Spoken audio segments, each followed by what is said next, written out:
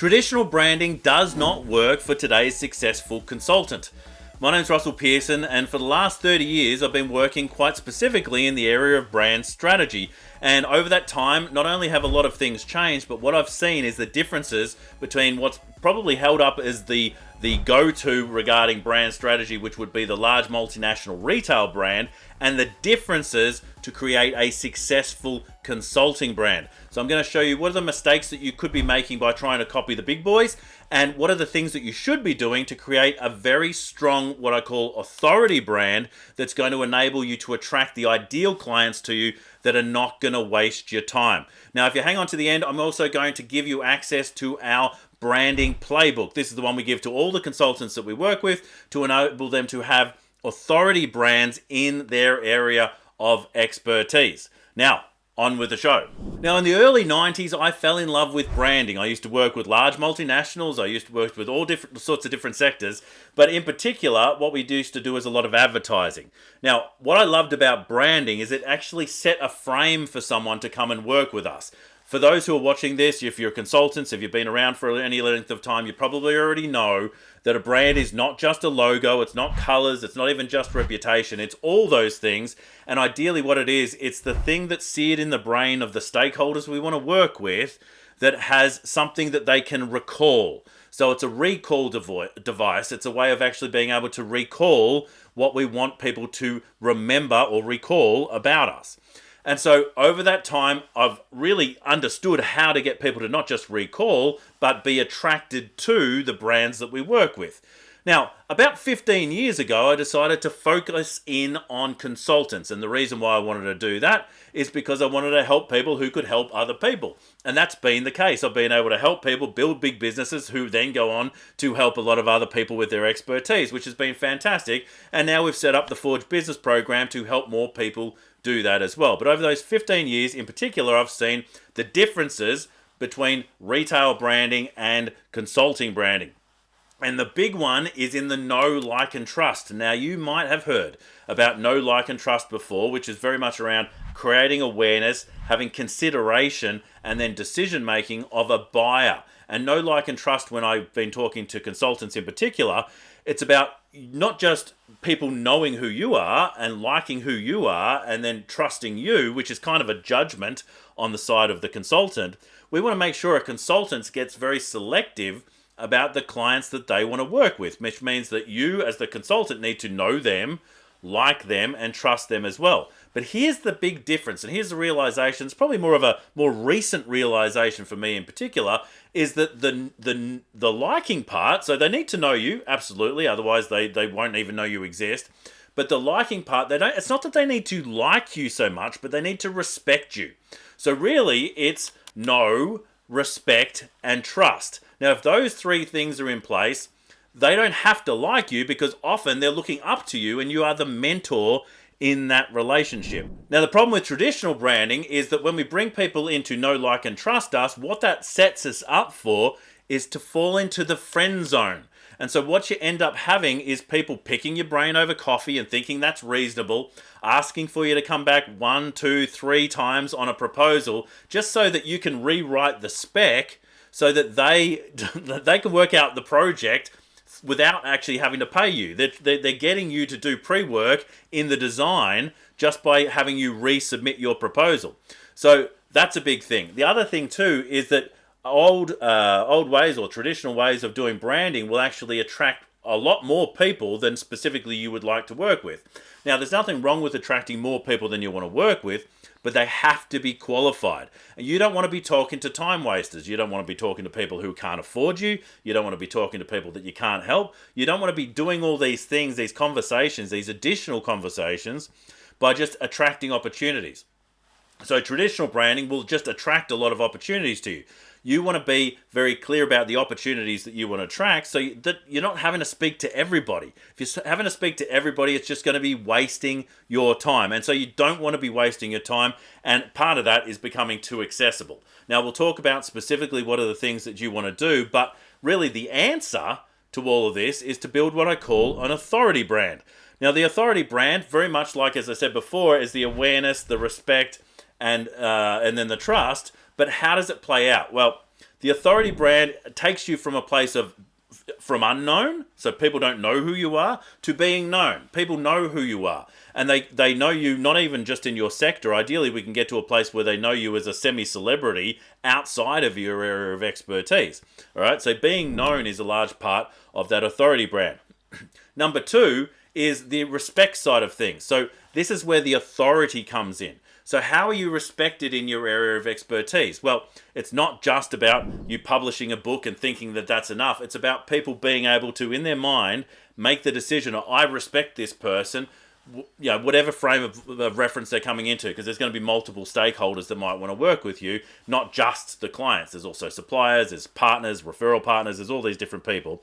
They respect you. And how do they do that? Well, it's by you being the authority. And it pretty much means that you're 1, 2, or 3 in the world in their minds regarding your area of expertise.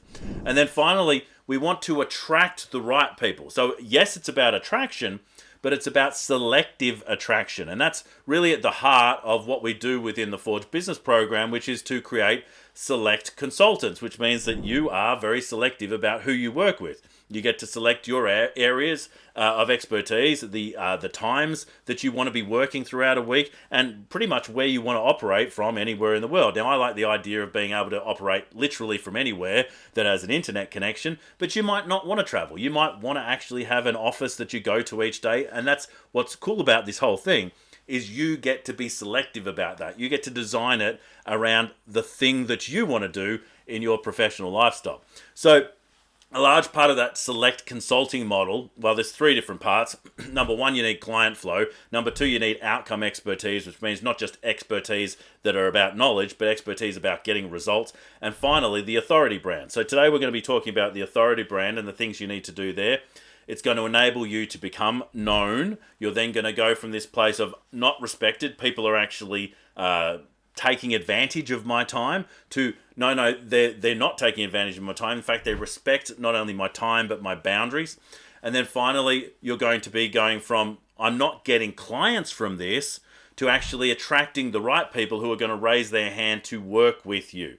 How can you help me in a professional sense, rather than how can you help me over a cup of coffee?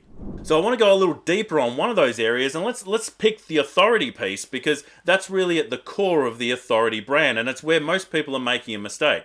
So with the traditional branding, you want to be accessible. You want to be easy to access. You want to be easy to contact. There's no hoops that people need to be able to go through. There's like, you go to the store, you pick up the product, right? And so one of the things in traditional branding we used to talk about is, does it have distribution? Can people, now that they've seen your advertising or they know about you, can they find you on the shelf? When it comes to consultants, that is not the key, right? So it's not about, yes, you're known, yes, they know how they can get a hold of you, but they can't get instant access to you. We want them to go through a couple of hoops to be able to get through to you. We recommend a priority call to identify if now is the right time. We also recommend a design call and a diagnostic. So there's a number of things that we would put in place. We call this the codex, and the codex actually has a number of different steps to identify the right people you should be speaking to, rather than randomly speaking to everybody. We don't want to waste your time. We want to give you time back. And so boundaries on your time are absolutely key. And I think a large part of that is being able to effectively manage your diary. Now, one of the tools that you can use to effectively manage your diary is something like Calendly. Now, there are a number of other products like Calendly out there, but it enables people to book into your calendar. But one of the mistakes that a lot of people make is that they just leave that calendar open so that people can contact them whenever they like. And so they're getting booking meetings at 7 a.m. in the morning, or like 10 p.m. at night. And so it's about, how do you go into that program and make it very clear, these are the times that I'm going to be available to have new conversations, and then create specific calendars for that. One of the other sides of that boundary too is not to make the first contact with someone more than 15 minutes. There is absolutely no reason that I can think of why you would want more than 15 minutes to speak to someone you are trying to qualify. Even if you're contacting someone to interview them for something you might be doing, use that 15 minutes to identify, is this a thing that we should be doing together? And then book a separate meeting if you're thinking of doing more with it. But don't spend more than 15 minutes on a call, whether it be Zoom or whether it be on a phone call with anybody unless you understand why. Have very clear intentions as to the conversations and to the reasons for meeting people. So that's a large part of setting those boundaries, is pretty much number one. Number two is brand osmosis. So osmosis, this is the associations that brands make. And the reality is, all recall is some form of association. They're associating you to a thing. Now, that could be to your area of expertise, but brand osmosis is about associating you to things that they respect. So that could be other people they respect. That you can get brand osmosis by, for instance, speaking on the same stage as people that you want to get that same level of respect from. Now, osmosis, scientific term, you can look up the details. I'll give you the non-scientific version, which is by being near another thing, we actually absorb some of the other thing's properties. Now, that is the brand in this scenario, this brand osmosis. So what things do you associate with that you want people to recall about you? You know, are there certain things that give a sense of how you go about doing what you do? Are there certain things that you want people to recall when they're thinking about you? Be very selective with that as well.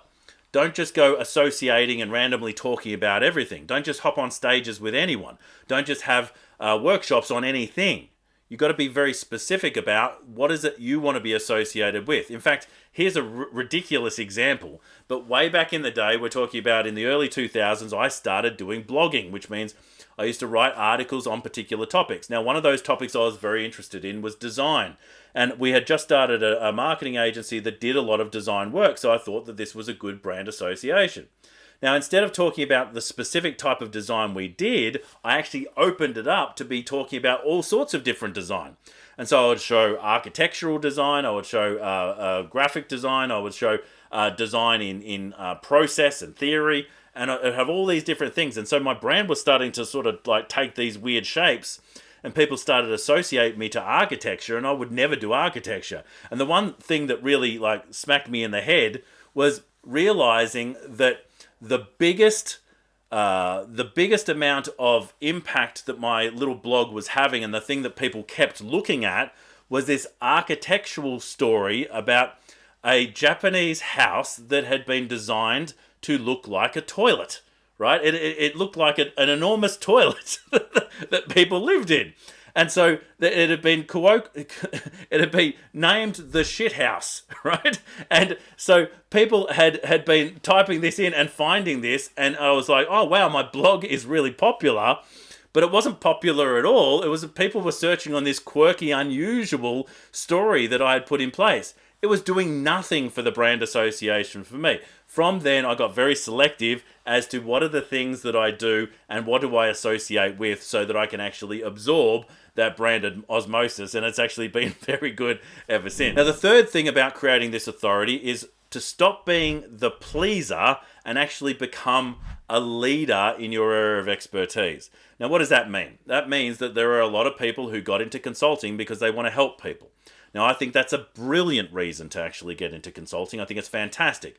But to help people, you can't always be nice. Sometimes you need to be kind. Sometimes you need to tell them the honest truth. Sometimes you need to actually lead them in a direction that they don't want to go. And so there is a lot of people who are in this space of wanting to help people who are bending over backwards to do what the client wants them to do.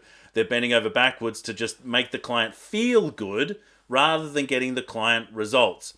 And so one of the things that I recommend to move from this pleaser to leader position is to learn to pace and then lead. So pacing is about, yes, understanding where they're at, yes, having empathy for the scenario that's going on in their world, but then leading them from that to where is the place that's going to get them out of that problem and into a better future. And so you need to be in the leader's seat. You can't be there in a situation asking the client what they want to do. You can understand what they want to just pace them, but then it's about leading them to a space that they might not even know exists. But you know, because you've got expertise in your area. So pleasing is not actually helping anybody. Pleasing is sort of just putting a band-aid on something that really needs some significant treatment. And so becoming a leader will enable you to help those clients and actually build the authority that you need to be well paid and well respected in the industry. Now, an example of all this about actually putting some of these things in place is not just about what you say on the outside, but what you do on the inside. Robert, one of the clients that we worked with a couple of years ago, was finding himself in a situation where he was always being given the project management work rather than actually doing the advisory work. And so he would take what was given. So he was sitting in that pleaser scenario. And so they would offer him these jobs because they wanted his help. And they would say, here's the thing that we would like you to do. And he would say yes, because he was sort of in this pleaser mode. He came to me and we started generating more of these opportunities, and he kept having the same situation come up where people would just go, can you run the project with us? Can you run the project with us? Now, the reason they wanted the project to be run by him is because they trusted that he would do a good job, which is great. But he didn't want to do that sort of work, right? He wanted to help them lead the project rather than just get stuck inside it. Right? He wanted to be the guide, as one of my commenters said recently. He wanted to be the guide rather than the guy doing the work. So what did we do? Well, I coached him through the scenario of just engaging someone in that first design call. And so through that, he would find out what it was they specifically wanted. And then he would say, I'm not able to do this, and this, but I can help you with these other things. Or there was a couple of other instances where they said, I would like you to do this. And he said, I don't do that. And they said, what can you help us with? And he told them what they could help them with. And they were like really grateful. They were like, that's fantastic. And so he was no longer in this seat where he was actually part of the furniture, part of the cog of the machine. He was actually able to sit above it and guide them through the process, which actually helped them far more because it enabled them to be able to run it themselves. And so that, even just that simple story, is just one way of seeing the difference between know, like, and trust and know, respect, and trust. It's about holding a position of leadership. It's about not making yourself too available. It's about avoiding the friend zone and being really in a space where you can be who you need to be for them, which is ideally the guide that's going to get them from here to there. And I can't forget about the playbook. I want to make sure you've got access to the Authority Brand Playbook that's going to give you all the things that you need to do to build that authority brand in your practice. And so we're going to step you through a number of questions, very workbook style, to actually give you the pieces that you can then implement in the activities of your brand management. And so you can get access to that if you go to the show notes below. You'll see a link there that says Authority Brand Playbook, and we'll be able to actually send that directly to you absolutely free, and you can fill it out and go from there. We've also got a workshop coming up shortly on authority brand and how to actually build it out. If you're seeing this later, sometime in the future, you can always get a hold of that within the Consulting Guild. If you don't know about the Consulting Guild, it is a fantastic place where consultants just like you, people with areas of expertise that have all sorts of things from doctorates to masters to actually just deep experience in what they're very, very good at doing, where they are all working together, learning together, and actually building successful select consulting practices. If you're interested to know more about that, go to consultingguild.com, and you can also find that link down in the show notes as well. Again, my name is Russell Pearson. If you haven't already subscribed, I'd love you to go and subscribe. If you haven't actually left a comment or given us a rating, I'd love you to do that too. This is episode 104 of the Your Consulting Business podcast. My name is Russell Pearson. Until next time, stay passionate, and I will catch you on the next one. Bye for now.